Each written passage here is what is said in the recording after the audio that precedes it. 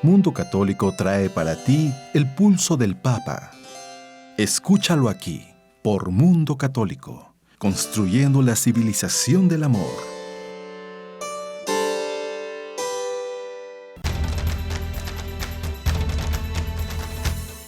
El pulso del Papa, desde Ciudad del Vaticano.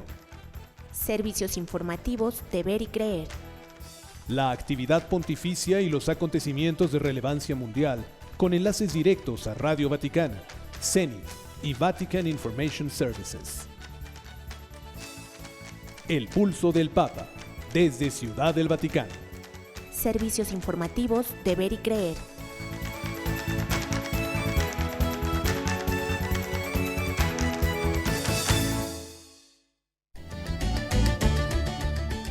El Santo Padre pide respetar a los civiles y prisioneros en zonas de conflicto. El Papa afirma que la vida es un camino hacia la eternidad. Y agradece la creación de Fundación Cuida para tratar el abuso sexual. Y transmite a México sus condolencias por la muerte de Monseñor Obeso. Eliminar la pastoral familiar es muy grave para el Instituto Juan Pablo II, advierte el profesor. Gana en Guatemala candidato presidencial que se comprometió con la vida y con la familia. Obispos de México afirman, no existe el derecho a matar. El presidente de Chile promulga ley para dar identidad a bebés muertos antes de nacer. Y por último, ONG Pro Aborto Promsex despide a su presidente acusado de violencia sexual. Estas y otras noticias usted las conocerá enseguida y quedará muy bien informado en los servicios informativos de Ver y Creer.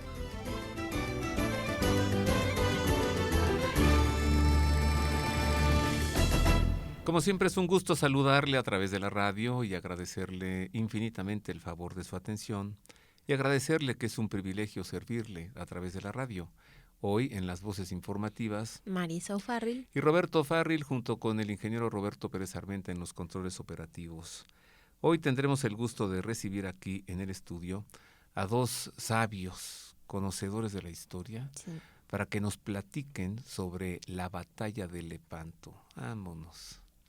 La batalla que nos libró de la invasión sarracena a la Europa cristiana. Tendremos aquí en el estudio a Fernando Villalón Esquerro y a Ángel Díaz Bonet. Buen tema, ¿no, Marisa? Sí, y más adelante, después de las noticias, tú nos vas a presentar una nota de Batalla de Lepanto. Sí, pues para ubicarnos en el acontecimiento histórico, en su momento y en su tiempo. Sí. Por ahora vámonos a las noticias. Conozcamos los sucesos ocurridos en Oriente, en Europa y en la sede apostólica. Sea usted bienvenido a la información.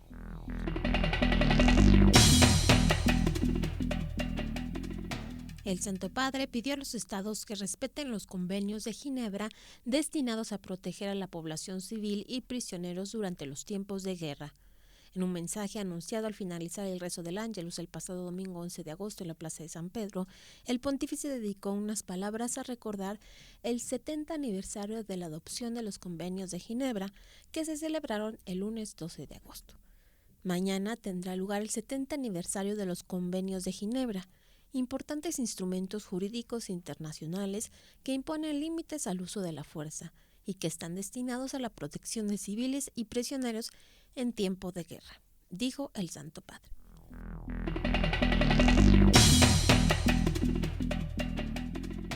Durante el rezo del Ángelus del domingo 11 de agosto en la Plaza de San Pedro del Vaticano, el Papa Francisco recordó que la vida es un camino hacia la eternidad. Y en su comentario reflexionó sobre el fragmento evangélico del día en el que Jesús llama a sus discípulos a la vigilancia continua para acoger el paso de Dios por sus vidas, porque Dios pasa continuamente por la vida, e indica el método para vivir bien esta vigilancia. Estar preparados con las vestiduras ceñidas a la cintura y las lámparas encendidas.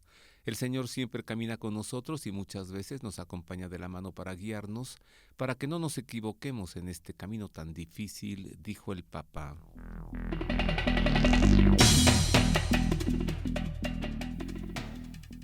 El Papa mostró su cercanía a las víctimas de la caída del puente Morandi en Génova, Italia, ocurrido hace un año y que dejó 43 muertos, numerosos heridos y desplazados.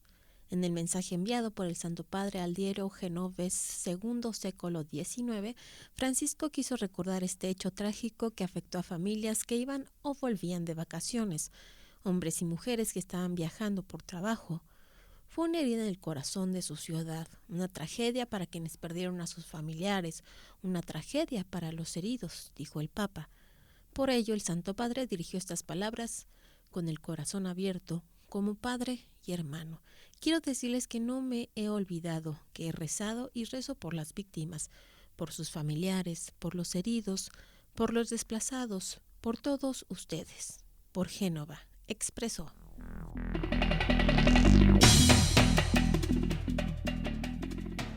En más información concerniente al Papa, le informo que agradeció a la Pontificia Universidad Católica de Chile y a la Fundación para la Confianza por haber creado un centro cuyo objetivo es prevenir los abusos sexuales y reparar el daño provocado a las víctimas. El Papa agradeció en un videomensaje esta iniciativa y dijo que no es solamente hacerse cargo de los diversos problemas de prevención de los abusos, sino también de investigación, de buscar políticas para salvar cada vez más a los menores de todo lo que sea abuso, de todo lo que sea manipulación que de alguna manera destruye su corazón.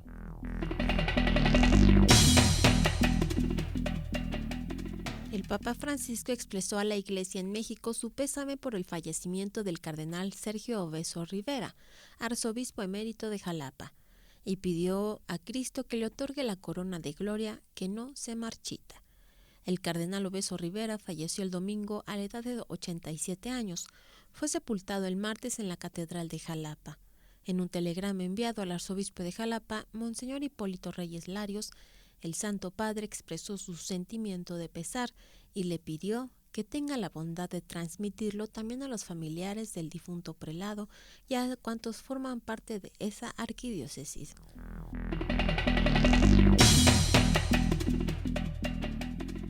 El Papa Francisco expresó sus condolencias por las más de 180 víctimas que han dejado las inundaciones en 4 estados de la India y que han obligado al desplazamiento de 1 millón de personas. El pésame del Santo Padre llegó a través de un telegrama firmado por el cardenal secretario de Estado, Pietro Parolin, profundamente entristecido al enterarse de la trágica pérdida de vidas en los monzones de los últimos días en Kerala, Karnataka, Maharashtra y Gujarat, y consciente de todos los que han perdido sus hogares y su sustento, su santidad el Papa Francisco envía sus más sentidas condolencias a los familiares de los fallecidos y heridos, expresó el cardenal Parolin.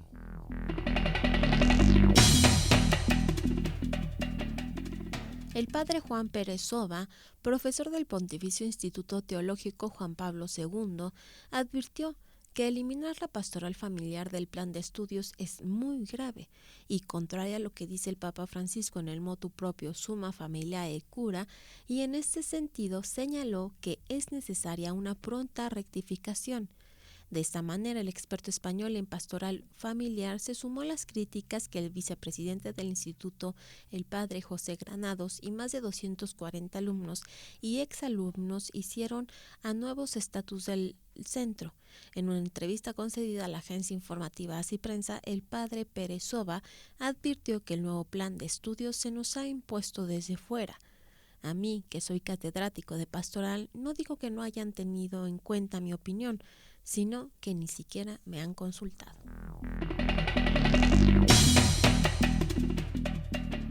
En noticias de Australia le informo que el arzobispo de Sydney, Monseñor Anthony Fisher, expresó su decepción por la aprobación por parte de la Asamblea Legislativa de Nueva Gales del Sur de un proyecto de ley para despenalizar el aborto.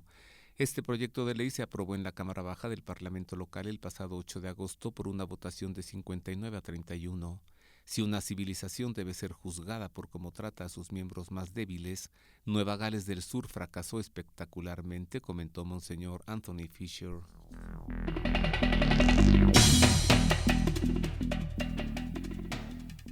El Ministerio de Justicia de España pidió a la Fiscalía General del Estado la investigación de las agencias de vientres de alquiler que operan en el país. El pasado lunes 12 de agosto, el Ministerio de Justicia hizo pública esta petición a la Fiscalía a través de un comunicado de prensa en el que el gobierno recuerda que la gestación por vientres de alquiler es una práctica prohibida por la legislación española. Además, precisan que las agencias que ofrecen estos servicios lucran mediante esta actividad ilegal que realizan en terceros países. La nota del Ministerio también especifica que otras circunstancias que tienen en cuenta el Ejecutivo para pedir esta investigación a la Fiscalía es la posibilidad de que en esos terceros países se vulneren los derechos de las mujeres gestantes.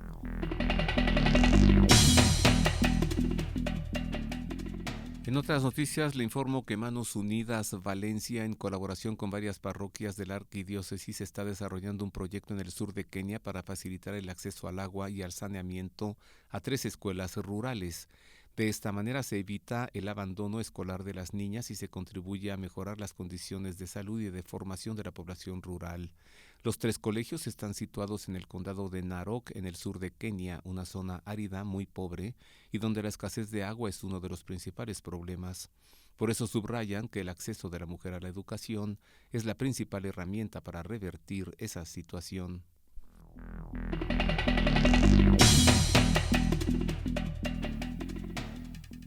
Los católicos acudieron masivamente a las iglesias del norte de Filipinas para participar en las misas, desafiando las amenazas de ataques terroristas del Estado Islámico contra las ciudades e iglesias cruzadas. Así, según informó UCA News, en la ciudad de Manao, en la provincia de Pangasistán, los católicos asistieron a las Eucaristías. Previamente, las autoridades filipinas habían colocado a la Basílica Menor de la Virgen del Santísimo Rosario, el popular lugar de peregrinación de la ciudad, bajo estricta seguridad. Un memorando militar, filtrando a los medios la semana pasada, citó un posible ataque terrorista en varias áreas del norte de la isla de Luzón, donde se encuentra la ciudad de Manao.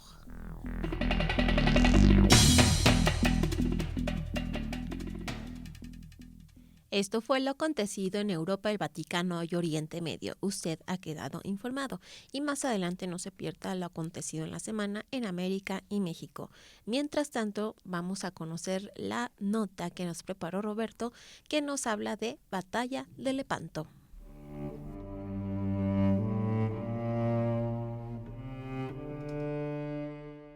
Durante el pontificado de Pío V, a finales del siglo XVI, los musulmanes controlaban el mar Mediterráneo y preparaban la invasión a la Europa cristiana. El Papa convocó a la Santa Alianza para detener el embate sarraceno, que tuvo lugar el 7 de octubre de 1571 cerca de la ciudad griega de Lepanto. Mientras se desarrollaba la batalla, el Papa rezaba en Roma el Santo Rosario, y al concretarse el triunfo de la cristiandad, salió de su capilla y, guiado por una inspiración, anunció que la Santísima Virgen había otorgado la victoria. Semanas más tarde llegó el mensaje de la victoria por parte del comandante de la Santa Alianza, quien desde un principio le atribuyó el triunfo de su flota a la poderosa intercesión de Nuestra Señora del Rosario. Agradecido con la Virgen María, el Santo Padre instituyó la fiesta de Nuestra Señora de las Victorias y agregó a las letanías de la Santísima Virgen el título de Auxilio de los Cristianos. Años después, el Papa Gregorio III cambió la fiesta a la de Nuestra Señora del Rosario.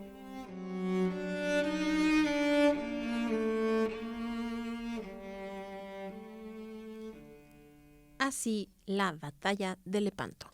Ahora es momento de ir a nuestra primera pausa comercial, pero no se vaya porque regresamos con la entrevista y muchas cosas más que le tenemos preparado para usted. Vamos a una breve pausa comercial y regresamos con más. No se vaya. Póngase en contacto con nosotros a través de nuestro correo electrónico elpulsodelpapa@vericreer.com.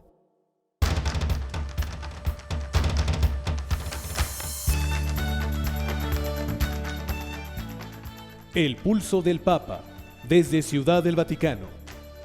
Servicios informativos de Ver y Creer.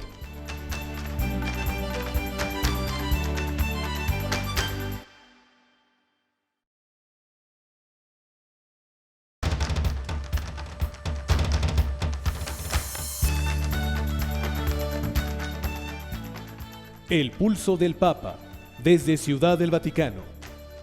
Servicios informativos de Ver y Creer.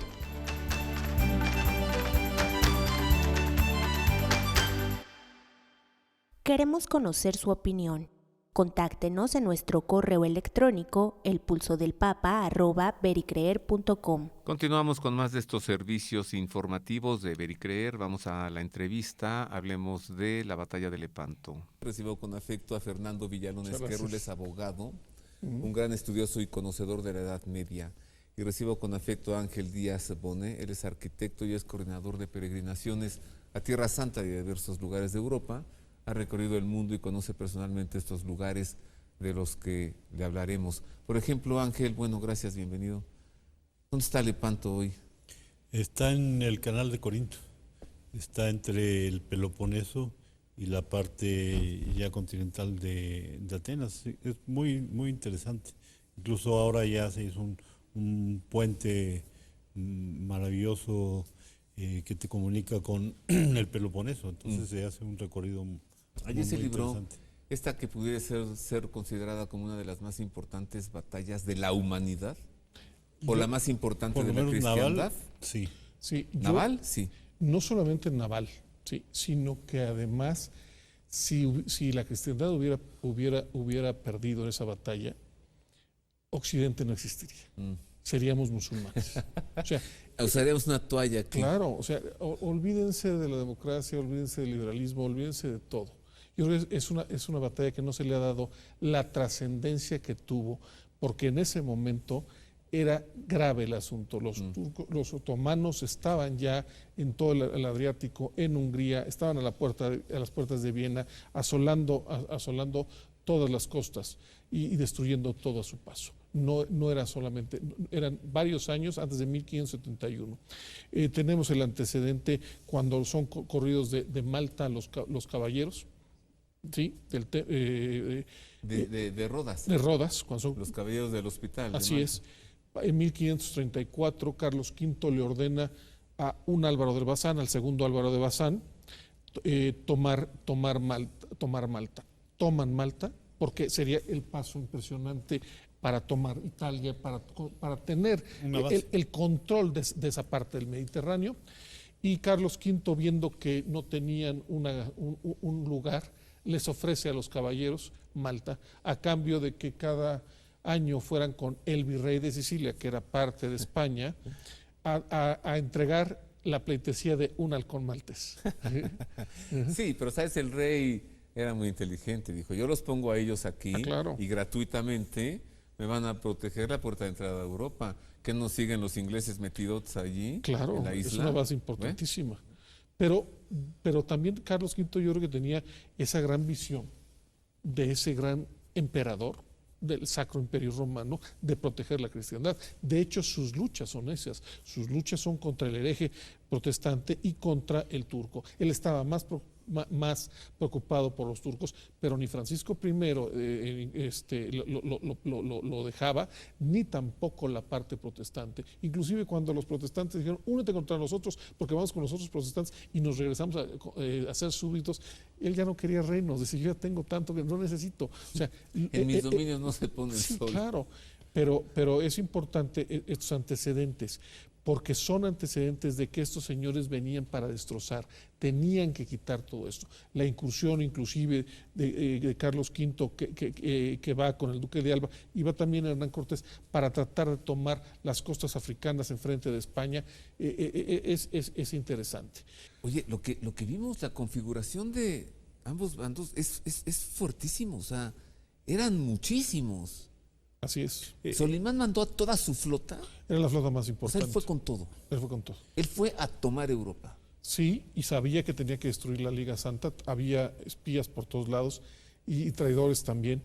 Él manda, sabe que tiene que mandar y destrozar esa tropa, y por eso manda a Ali Pasha. O sea, es un gran comandante, no es cualquier comandante, es un gran militar, junto con otros más. El comandante principal de Solimán, Ali Pasha. Así es.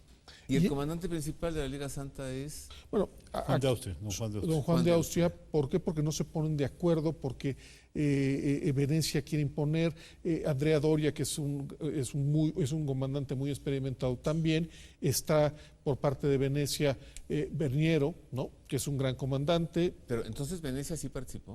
Venecia Sí, sí. está en conversaciones y va a participar, evidentemente, va a participar. También están el comandante de los Estados Pontificios, Marco Antonio Colonna. sí, que también es un militar importante. Se dice que el Papa ve a quién pongo, porque son personalidades tan fuertes que no llegamos a los acuerdos. Y leyendo el Evangelio de San Juan, cuando le dice ese hombre llamado Juan, y recibe a este muchacho que aparentemente era muy galán, muy bello, él dice, pues esta es la solución. ¿Quién? Es Juan de Austria. Juan de Austria, Tenía que 25 años, era hijo de Carlos V, Bastardo. medio hermano sí, de Felipe II. Y es la solución, todo mundo lo acepta con sus problemas, ¿no? Porque había muchos celos, ¿no? Pero él tiene como decíamos, en 1565-67 empieza el levantamiento morisco en Granada. Es un levantamiento también espiritual, porque si te levantas contra el rey, ¿por qué vas y quemas 2,000 iglesias y matas 2,000 sacerdotes, monjes y gente? O sea, es algo tremendo. Los otomanos llegan y evidentemente de Argelia están mandando tropas, están espiando. Si tú revisas la costa española, salvo Barcelona, toda esa parte no hay grandes puertos, porque siempre el pirata berberisco, el pirata musulmán los había asolado. Gana junto con el tercer marqués de Santa Cruz, Álvaro de Bazán, y le dan los elementos suficientes para que sea admirado don Juan de Austria. Álvaro de Bazán, ¿qué liga comandaba? Él es español, él es un gran almirante. El almirante técnico. Juan de Austria, digamos, es el cargo honorífico. Ajá. Y la representación máxima, pero realmente el operativo es don Álvaro de Bazán. Comandante supremo de la Liga Santa, don Juan de Austria. Así es. Almirante. Por la parte veneciana, Berniero. Por la parte de los Estados Pontificios, Colonna. Por la parte genovesa, Andrea Doria. Pero por la parte también española, un gran marino que desde los 9 años está en la mar, que sabe perfectamente, que además aporta unas grandes galeras y que impresionaron hasta los propios venecianos. Álvaro de Bazán. Ajá. Él construye los barcos especiales sumamente fuertes y los lleva allá. Don Álvaro de Bazán evidentemente tiene una larga experiencia en el mar, que además, hay que decirlo, es un gran almirante. Cuando dirigió no perdió ninguna batalla. A ver, Ángel, ¿por qué? ¿Cómo está eso que la Virgen de Guadalupe estuvo en la batalla de Lepanto? Bueno, porque la primera pintura, o sea, aquí no había descripciones ni nada, le pintan un cuadro de la Virgen de Guadalupe. O sea, hacen una copia del sagrado original. Sí. ¿Algún pintor? Ajá. Exacto. Y bueno, varias, pero la primera que llega la mandan al rey Felipe II. No estamos hablando sobre 1556, o puede ser un poco antes. Y él la tenía, y él se la da al comandante de la flota genovesa. Genovesa pertenecía al ámbito español, ¿no? Aunque era una antigua república, pero estaba subordinada al eje español. Entonces la da Andrea Doria, llévala en la nave capitana de la flota genovesa, mientras que la nave capitana de la flota llevaba de la Liga Santa, donde iba don Juan de Austria, llevaba un crucifijo. Entonces iba el crucifijo adelante como el buque insignia, y el segundo la Virgen de Guadalupe. ¡Qué maravilla! Que ahora es la insignia del crucifijo, se guarda en el santuario de Guadalupe en España, y la pintura que llevaba Andrea Doria está en Génova junto con otras dos. En Génova tienen en total 3 imágenes de la Virgen de Guadalupe pintadas, luego otras en el siglo XIX, cuando sale la expulsión de los jesuitas, llevan unas imágenes. Entonces aficionaron mucho a tener imágenes de Guadalupe en Génova. Esa imagen de la Virgen de Guadalupe que estaba en la nave capitana de la escuadra genovesa, el Palacio de Doria, ¿está en Génova? Sí. Hasta nuestros días. Así es. ¿Y tú sabes, Fernando, dónde está el estandarte de la nave comandante, ¿no? El Museo Marítimo. buque de la Liga Santa de don Juan de Austria. ¿Dónde está ese estandarte? Está en España. Jesucristo Sí, clavado en la Basílica de Guadalupe, en Extremadura, junto con la linterna, la proa del barco de Don Juan. No, el de los turcos, el de Ali Sí, Pasha. el de Ali Pasha. Oye, ¿cuándo vamos?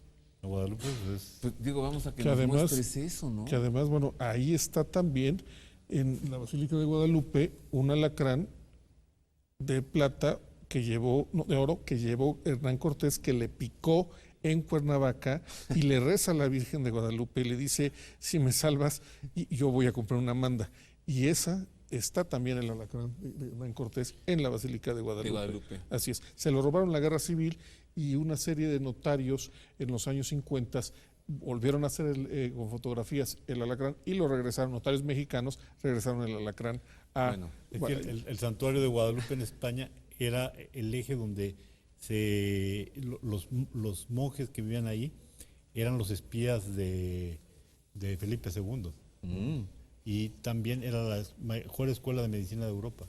Falta un comandante que no hemos mencionado, Juan de la Valeta, que él también va a estar ahí con los caballeros de Malta con cinco galeras. Y hay que acordarse que después de la batalla don Juan le manda a Felipe II su espada, ¿no? Como recuerda de esta situación. Los comandantes son gentes extraordinarias, o sea, don Álvaro de Bazán y todo esto. La batalla se mezcla. Don Juan de Austria va a Lipachac sobre la nave capitana, empieza la batalla, se le van todos a don Juan de Austria contra el crucifijo, ¿no? A ver, o sea, perdón, Fernando, los primeros en entrar en contacto son ambos comandantes. Sí, la batalla se desarrolla como si fuera una media luna.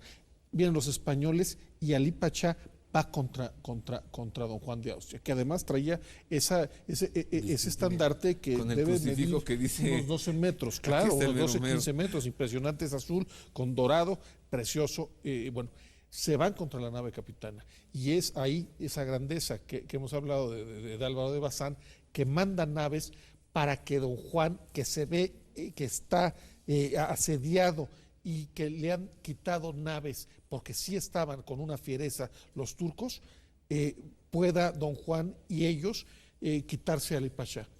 Él también va viendo qué necesita cada franco, el derecho y el izquierdo, y manda 30 naves para acá, 30 para allá. Es una estratega, están jugando cosas... Un ajedrez, pero además no es solamente ver, sino ir adelante en los pasos, ver cómo se está desarrollando la batalla. Y de esa estratega casi nadie habla. Es maravilloso lo que se opina por sus soldados. O sea, acuérdense que Cervantes estuvo ahí y que dijo que fue de las grandes ocasiones, pero Cervantes, que estuvo con él, dijo que era el padre de los soldados. ¿Don Juan? No, Álvaro de Bazán. Y también Lope de Vega, que también estuvo ahí. También Lope de Vega estuvo ahí. Y él arma, él dice, el fiero turco en Lepanto, en la tercera el francés y todo el mar inglés tuvieron ver el español. Rey, servidor y patria honrada dirán mejor quién he sido por la cruz de mi apellido y con la cruz en mi espada. Tenemos 2 minutos más. Así, yo les pido a ustedes una última reflexión en torno a la fe, la salvaguarda de la fe, lo que se sufrió, lo que se vivió en Lepanto, y una conclusión también cada uno. Primero, este primer momento. Allí la fe estaba a punto de cambiar su rumbo. Europa dejaría de ser cristiana, ¿no? Tú lo dijiste varias veces, Fernando. Así es. Yo lo que creo es que sin esa intervención divina, con 300 naves menos, sin el viento, sin la aportación, sin el rezo del Santo Rosario, sin esa Virgen de Guadalupe, no hubiera sido el milagro. O sea, yo lo que creo, y no lo digo yo, lo dicen los autores de varios de los libros, Europa hubiera caído en un letargo, en la parte espiritual, nos hubiéramos convertido a la parte musulmana con esa crueldad y con esa situación, que al final del día acabó con el Imperio Otomano y con sus excesos, sus reinos y sus cosas. El hecho de que San Pío X haya sabido que habíamos ganado, San Pío V, que habíamos ganado la batalla, él estaba seguro. Él inclusive da la noticia antes de que llegara la noticia. Nunca perdió la fe. Nunca perdió la fe. Ahora fue como si en fútbol dijeras, ganaron 8-1 y con 9 hombres. O sea, así la comparas. Y contra un titán, que eran los otomanos, porque no quedó prácticamente una sola nave de ellos. O sea, todas o muy dañadas o hundidas o las tuvieron que abandonar. Mientras que la flota cristiana tuvo muy pocas bajas Muchas gracias, Ángel. Muchas gracias, Fernando. ¿Cómo aprendemos con ustedes, de veras? Hagamos una pausa, regresamos con más noticias para que usted, amable público, conozca los acontecimientos ocurridos en América y en México. Haga suyo este espacio. Le invitamos a enviar sus sugerencias y opiniones a nuestro correo electrónico elpulsodelpapa@vericreer.com.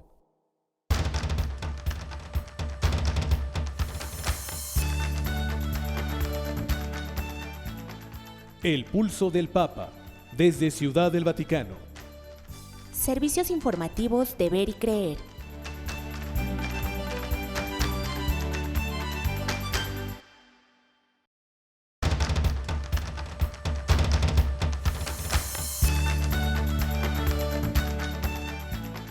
El Pulso del Papa, desde Ciudad del Vaticano.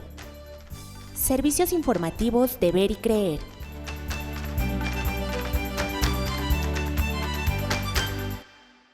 Háganos llegar sus sugerencias y comentarios a nuestro correo electrónico elpulsodelpapa@vericreer.com.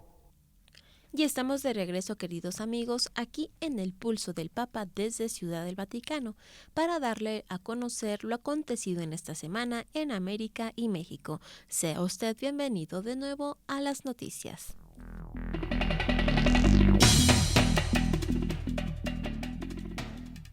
Comenzamos con noticias de Guatemala para informarle que el 11 de agosto el pueblo guatemalteco eligió como su nuevo presidente a Alejandro Giammattei del partido Vamos, quien durante su campaña electoral afirmó que defendería el matrimonio conformado por un hombre y una mujer y la vida del niño por nacer. Giammattei, de 63 años, ganó la elección de segunda vuelta con cerca del 59% de los votos contra el 40% aproximado que obtuvo Sandra Torres, candidata del Partido Unidad Nacional de la Esperanza. En entrevista con la agencia de noticias Así Prensa, Juan Diego Godoy, director de comunicación de la asociación La Familia Importa, dijo que el partido Vamos, como el presidente y vicepresidente electos, han confirmado que están en contra del aborto, a favor de la vida desde la concepción y a favor del matrimonio entre hombre y mujer, respetando siempre nuestra Constitución.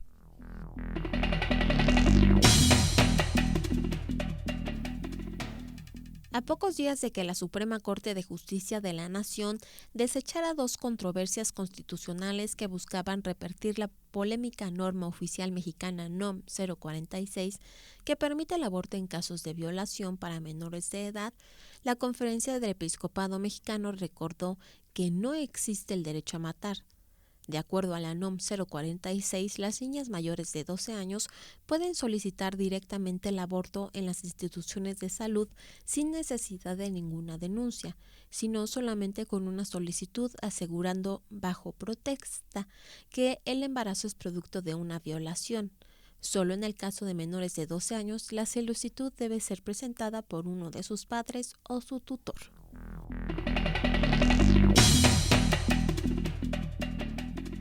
En noticias procedentes de Chile le informo que el presidente de ese país, Sebastián Piñera, promulgó la ley Mortinato que permitirá a madres y padres sepultar con nombre y apellido al hijo fallecido antes de nacer. La ley Mortinato fue apoyada por diputados de distintas bancadas y alentada por el colectivo Ley de Identidad NN, del latín nomen nescio, para describir a una persona sin nombre, integrado por la Fundación Amparos, Fundación Ángel de Luz y el Movimiento de Mujeres Reivindica, dedicadas al trabajo con la maternidad, los derechos humanos y el duelo gestacional. Antes de esta legislación no se permitía la individualización del hijo fallecido durante la gestación, solo eran definidos como NN o como restos biológicos.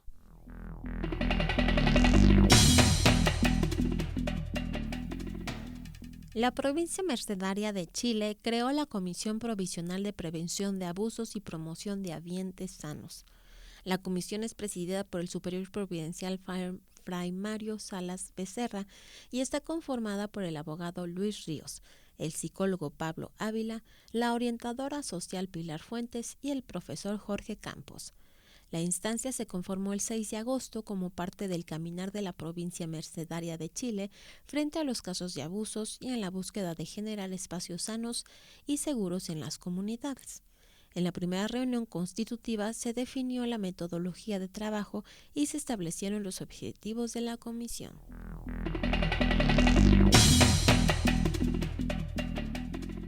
En Noticias del Perú le informo que la ONG Pro Aborto y Pro Ideología de Género llamada PromSex despidió al presidente del Consejo Directivo de la organización feminista, el periodista y realizador visual Jerónimo Centurión, tras conocerse los resultados de la investigación realizada por la institución luego de las acusaciones de violencia sexual presuntamente cometidas por él.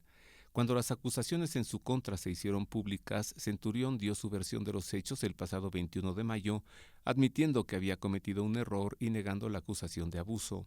Luego de recibir los resultados de la comisión investigadora designada para revisar los hechos que se le atribuyen, la Asamblea General de Asociados de PromSex, reunida el 31 de julio, acordó por unanimidad separar y excluir definitivamente a Jerónimo Centurión Aguirre. Así lo informó la institución en un comunicado publicado el pasado 9 de agosto.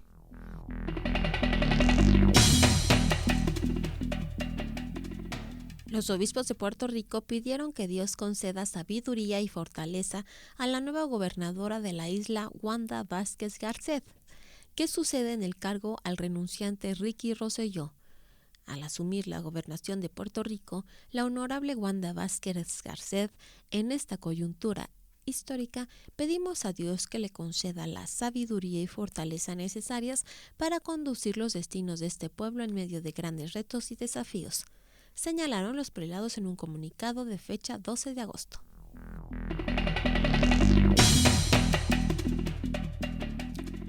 En información procedente de los Estados Unidos, se le doy a conocer que luego del tiroteo ocurrido en el Walmart en El Paso, Texas, muchas personas recurrieron a la fe católica para hallar consuelo y fortaleza.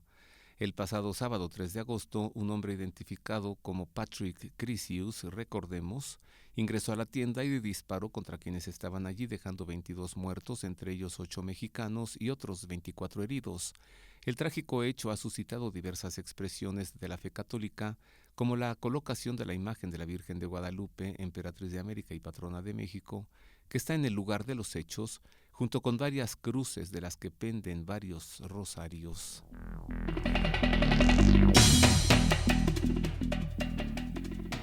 El obispo de Fort Worth, en los Estados Unidos, Monseñor Michael Olson, negó que haya respaldado las supuestas apariciones de la Virgen María que habrían ocurrido en su diócesis ubicada en Texas. Afirmaciones recientes hechas en sitios web y en redes sociales indican que las supuestas apariciones y mensajes de la Santísima Virgen María bajo el título de Rosa Mística Nuestra Señora de Arguile han sido autenticados por el obispo Michael Olson y la diócesis de Fort Worth. Esto no es cierto, indica la declaración del 8 de agosto. Según un sitio web lanzado el mes pasado, la Virgen María se habría aparecido en mayo de 2017 ante un vidente. Asegura que la primera aparición fue en Arkansas y las posteriores supuestamente tuvieron lugar en la Iglesia Católica de San Marcos en Arguile, Texas.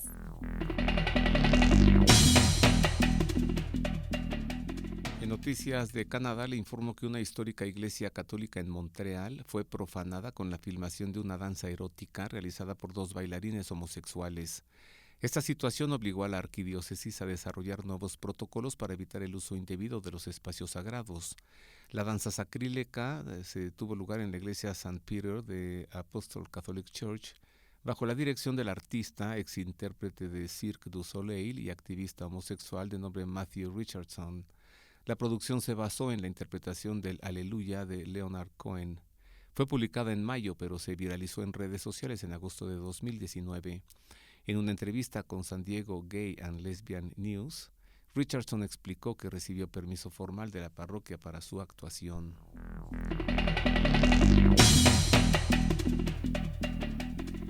Monseñor Rogelio Cabrera López, presidente de la Conferencia del Episcopado Mexicano, explicó por qué los fieles católicos peregrinan y la importancia de las peregrinaciones.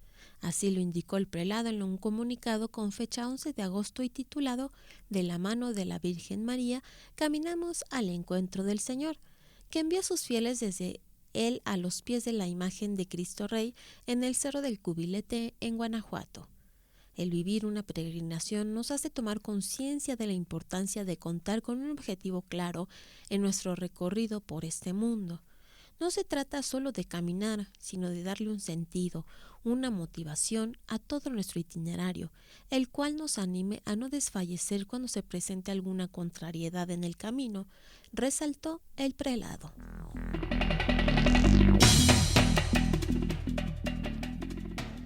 Ahora en Noticias de Brasil le informamos que un hombre ingresó a una iglesia dedicada a la Virgen de Fátima y destruyó el altar con un mazo en la mañana del pasado 13 de agosto.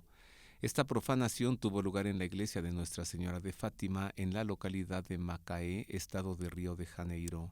El suceso también golpeó el ambón desde donde se hacen las lecturas de la misa. Según informó la diócesis de Nova Friburgo, a la que pertenece la iglesia, el individuo ingresó portando un mazo camuflado en una mochila y tras sacarlo, realizó este acto de vandalismo. Algunas personas lograron contener al sujeto y lo retuvieron hasta llegada la policía militar, que se encarga ahora de la investigación de los hechos. Por su parte, el obispo de Nova Friburgo, Monseñor Ednei Gouveia Matoso, celebrará la Santa Misa en desagravio por la profanación ocurrida.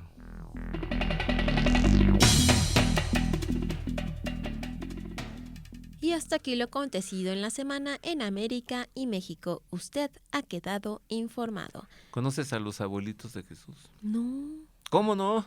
Sí. A ver, ¿quién no conoce a los abuelitos de Jesús? ¿Quién está en pecado? A ver, tú. ¿Quién más? Los papás de la Virgen María. Los abuelitos de Jesús. Sí, claro que sí, ya me acordé. San Joaquín y Santa Ana. Sí.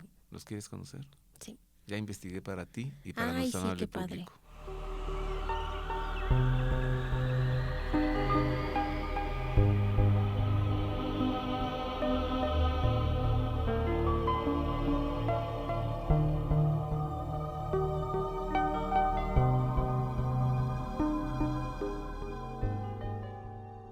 San Joaquín y Santa Ana son los padres de la Virgen María y por ende son los abuelitos de Jesús.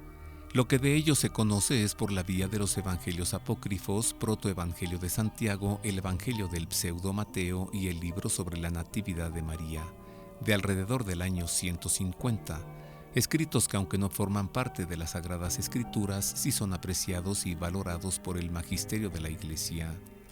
En el libro sobre la Natividad de María se informa que ella fue educada en el templo del Señor en la ciudad de Jerusalén. Su padre se llamaba Joaquín y su madre Ana. Estos piadosos escritos refieren desde muchos siglos atrás que ambos esposos deseaban tener descendencia para poder considerarse dignos de presentar ofrendas a Dios.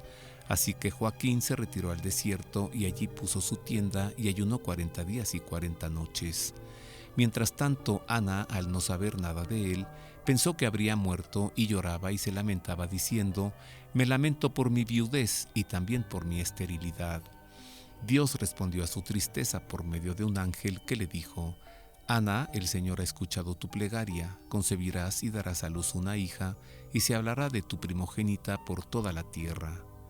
Por su parte, a Joaquín también se le apareció un ángel que le dijo: «Joaquín, el Señor ha oído y ha aceptado tu ruego. Me he aparecido hoy a tu esposa que lloraba y rezaba y la he consolado. Debes saber que ella ha concebido una hija tuya». Y le ordenó: «Baja de las montañas y vuelve con tu mujer». El día que nació su hija, Ana exclamó: «Mi alma ha sido glorificada el día de hoy». La tradición refiere que San Joaquín y Santa Ana, luego de vivir en Galilea, cambiaron su residencia a Jerusalén, donde Santa Elena, madre del emperador Constantino, hizo edificar la iglesia conocida como Santa María Ubi Nata Est, sobre los vestigios de su casa en el siglo IV. Ambos también murieron en Jerusalén y allí fueron sepultados en una cripta sobre la que en el siglo IX los sarracenos construyeron una madrasa, escuela para enseñar el Corán. Por ventura de Dios, la cripta y las tumbas fueron redescubiertas el 18 de marzo de 1889. Una antigua tradición narra que el cuerpo de Ana fue trasladado a la ciudad de Apt, en Vaucluse, Francia, por San Lázaro de Betania, el hermano de Marta y de María, a quien Jesús volvió a la vida. El cuerpo, para su seguridad, lo escondió San Auspicio, obispo de Treveris, en el siglo II, y fue redescubierto durante el imperio de Carlomagno. El más antiguo documento litúrgico de la Iglesia griega, el calendario de Constantinopla del año 710, informa que los restos reliquia de Santa Ana fueron llevados por Santa Elena de Jerusalén a Constantinopla, donde se sabe que estuvieron en la Basílica de Santa Sofía hasta el año 1333. El cráneo de Santa Ana fue conservado en la iglesia de San Esteban en Maguncia, Alemania, hasta 1510, de donde fue llevado a la ciudad de Düren, en Rheinland, Alemania, donde se venera en la moderna iglesia de Santa Ana. En 1664, otra parte de las reliquias se llevaron a la capilla de Apt, en Francia. Los restos reliquia de San Joaquín quedaron sepultados en Jerusalén, donde se veneraban hasta el siglo XVIII, como asegura Juan Bautista León en su obra El animado cielo de María, San Joaquín, padre de la Virgen María y glorioso en su admirable vida, de 1723. El cráneo fue llevado a Colonia, Alemania, donde se conserva en la iglesia de los Macabeos, dentro de un relicario de plata del que emana una exquisita fragancia con la inscripción Caput San Joachimi, cosa que confirma el padre Pape Brocchio en el libro Vida del Señor San Joaquín y de Señora Santa Ana, padres de la Madre de Dios, María Santísima, escrito por el padre Esteban Binet en Francia y traducido al español en 1774.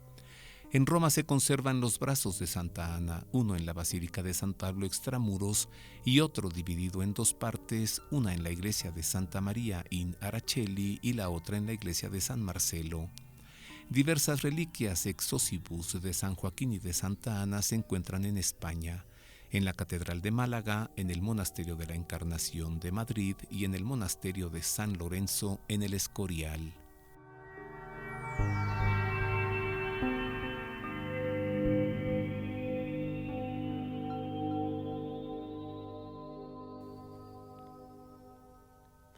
Qué padre tu editorial, Roberto. ¿De veras te gustó? Sí, padrísima. Tú estuviste ahí en esa iglesia muy moderna de Alemania donde está el cráneo de la Virgen María. Sí. Sí, ¿verdad? ¿En catedral? No, muy, muy moderna allí. Ya sé, ya me acordé, sí, es cierto. ¿Verdad? Vámonos. Usted ha quedado informado, nosotros complacidos de informarle. Nos despedimos de usted. Marisa O'Farrill. Y Roberto Farril, junto con el ingeniero Roberto Pérez Armenta en los controles operativos. Dios le guarde, tenga buen fin de semana. Marisa, pásatela bien. Gracias, Roberto, también a nuestro querido y amable público. Muchas gracias por su audiencia. Nos escuchamos la próxima semana. Mientras tanto, le dejamos la bendición del Santo Padre. Dominus vobiscum. Et cum spiritu tuo. Sit nomen Domini benedictum. Et hoc nunc et usque in seculum. Aiutorium nostrum in nomine Domini. Qui fecit caelum et terram. Benedicat vos omnipotens Deus, Pater et Filius et Spiritus Sanctus. Amen.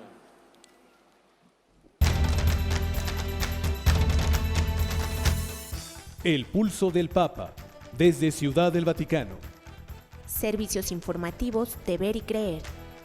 La actividad pontificia y los acontecimientos de relevancia mundial, con enlaces directos a Radio Vaticana, CENIT y Vatican Information Services. El pulso del Papa, desde Ciudad del Vaticano. Servicios informativos de Ver y Creer.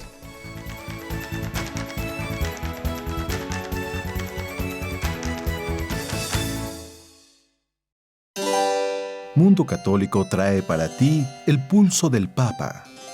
Escúchalo aquí, por Mundo Católico, construyendo la civilización del amor.